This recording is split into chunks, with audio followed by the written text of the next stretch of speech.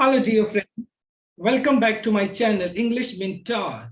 Today, I'm just going to teach you some new phrases of English. So let us start this session without any further delay. तो आज का हमारा first phrase रहेगा जो हिंदी में है, किसी से कम नहीं या किसी से पीछे नहीं। तो आप इसको इंग्लिश में बोलेंगे सेकंड टू नन। दूसरा जो फ्रेज रहेगा आपका, जिसको आप बोलते हैं कभी तो, डू एवर। थर्ड जो फ्रेज रहेगा आपका, कुछ नहीं जाता, नथिंग गोज। और फोर्थ फ्रेज जो रहेगा, ऐसे कैसे, how come. So my dear student, by using these phrases, we can make some interesting sentences and we can use while speaking English. So let us start this particular session. तो सबसे पहला जो phrase रहेगा हमारा, वो रहेगा किसी से कम नहीं या किसी से पीछे नहीं, जिसको आप इंग्लिश में बोलते हो सेकंड टू नन। क्या बोलेंगे हम इसको? Second to none. जैसे हमारा फर्स्ट सेंटेंस है, ये है, मैं यहाँ किसी से कम नहीं हूं। I am second to none here. Second to none का मतलब किसी से कम नहीं या किसी से पीछे नहीं। I am second to none here. Second sentence आएगा, यहां पर देख लेते हैं हम। वह अपने समय में किसी से कम नहीं थी। She was second to none at her time.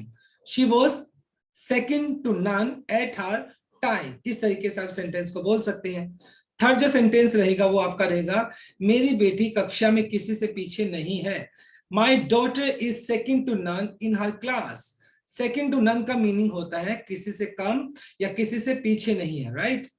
Sentence number 4 रहेगा, ये रहेगा, कंगना रनौत बॉलीवुड में किसी से कम नहीं है। Kangana Ranaut is second to none in Bollywood, right.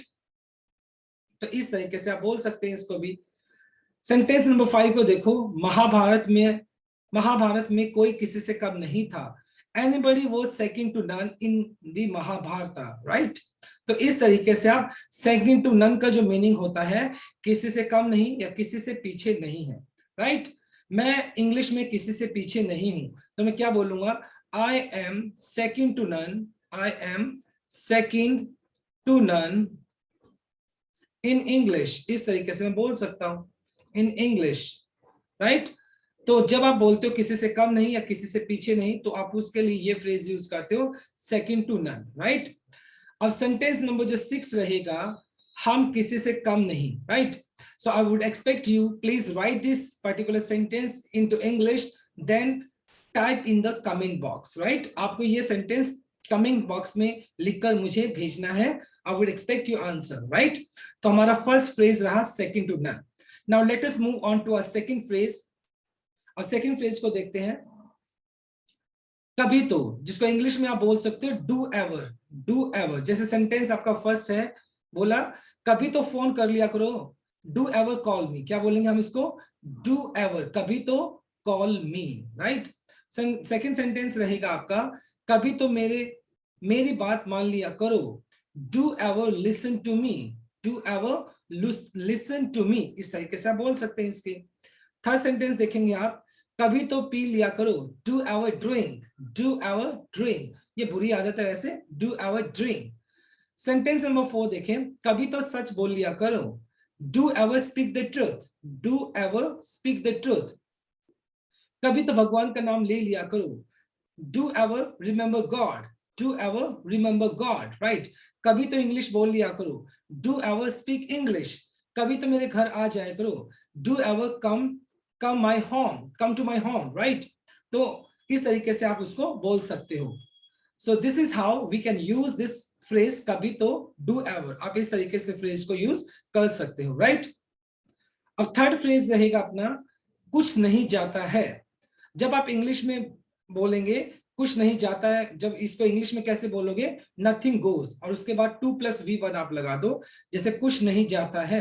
अगर इस सेंटेंस को बोलते हो कि स्माइल करने में कुछ नहीं जाता, तो आप क्या बोलेंगे? Nothing goes to smile. Smile करने में क्या जाता है? सोचने में क्या जाता है? Nothing goes to think. Nothing goes to think. सुनने में क्या जाता है? Nothing goes to listen. इस तरीके से बोल सकते हैं। नथिंग गोज टू ब्लेस, भाई किस उसको आशीर्वाद देने में क्या जाता है? Nothing goes to bless. उसकी तारीफ करने में क्या जाता है? Nothing goes to praise him. Nothing goes to praise him. तो इस तरीके से आप बोल सकते हो कुछ नहीं जाता है, राइट। ये हमारा थर्ड फ्रेज था। Now let us move on to fourth phrase जो बहुत इंटरेस्टिंग है, how come.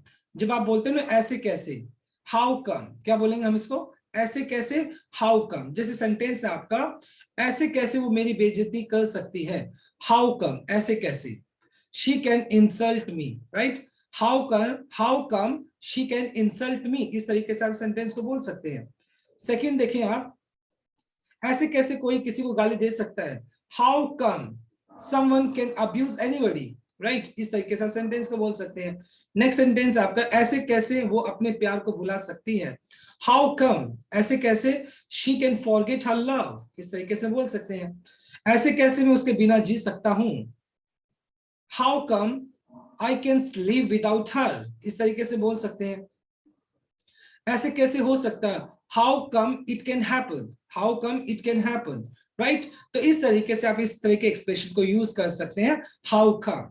Now sentence number 6 you have to translate into English and write in the comment box, right? Sentence क्या रहेगा, सिमरन तुम मुझे ऐसे कैसे अकेला छोड़कर जा सकती हो।